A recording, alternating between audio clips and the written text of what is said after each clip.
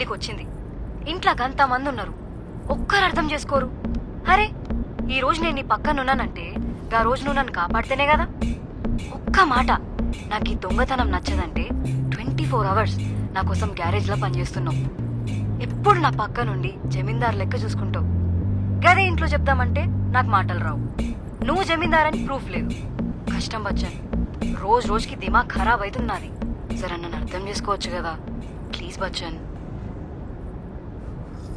అరే నేను కదా చెప్తున్నా, మీ ఇంట్లో నీకు ఎంత టార్చర్ అయితే ఉందో మా ఇంట్లో మా ముసలిదాంతో నాకు అంత టార్చర్ ఉంది. అరే ఎవరంటే నేను జమీందార్ మళ్ళీ ఎవరంటే అల్లు కూర్చుంటుంది. ఏనా అలా ఎత్తలేదప్పా, ఒక్క బతికి అయిపోయింది. అయితే లేచిపోదామా?